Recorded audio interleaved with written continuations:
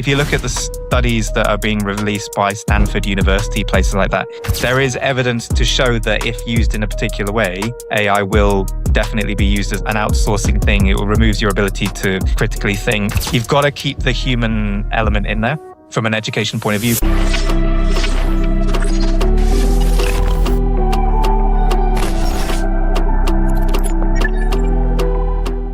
I was reading the newspaper the other day, and there was a whole section that talked about AI in education. And basically what the writer was saying is that, AI is basically kind of dangerous for kids, and it's stopping their critical thinking, and it's limiting them rather than helping them, because when they become dependent on it, it becomes a huge problem and a risk for their education.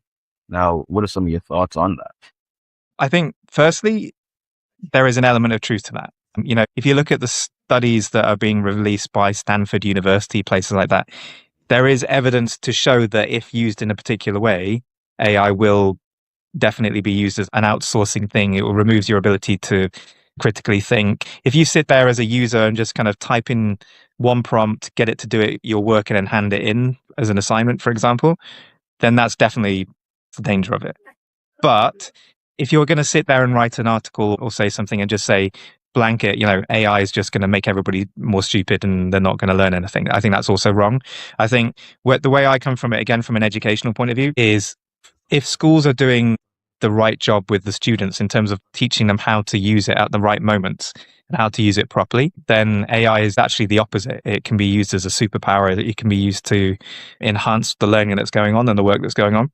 It's just making sure it's done in the right way. Like, I'll give you an example in a moment of a wrong way, which is the kids in my school, the grade 5s, grade 6, we know, because they've admitted it, and my daughter is in this year group, that they've been using AI to do their reading homework. They basically get a chapter to read at home. They get some questions to answer on it, right? And they come in and you can tell, and partly because some of the students, that they can't write that well. So that kind of gives it away straight away, that they've completely just outsourced it. They've literally just popped it in.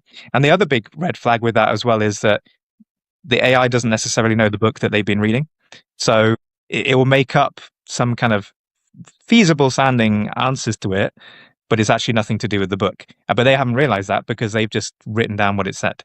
And so that's what is happening when students are not using it properly. But where I'm coming from when I'm teaching them, and a number of the other of my colleagues and teachers in general, is that you go, right, in this moment, using it to do your assignment and not thinking about it is not a great use of it. If you go in and, for example, you answer your own questions by yourself and then put the questions you put into AI to say, right, what do you think? Are these good answers? Are they formalized? Are they set up in the right way? Do they sound good? You've already done the thinking first. You've already done the retrieving first from the chapter, but you're using AI to kind of help improve your writing afterwards, that kind of thing, right? And that's where I come back quite often in the conversations about that kind of thing, is the idea that you've got to keep the human element in there. From an education point of view, you've got to have students, teachers, everybody starting still with all that human thinking, that human activity, pen and paper activities, whatever it is you're doing. But then you can use AI as this kind of sounding board, as this tool to enhance, as this tool to kind of formalize all your ideas, all those kind of things later. For example, you could be scribbling a whole load of notes all over a sheet. Then you can take a photo of that, upload that to AI and said, right, these are all my ideas, now put it in a proper formatted document or something like that, right? So AI is not doing the thinking work for you, but it's helping you improve what you've done already, if that makes sense. Yeah, that makes sense.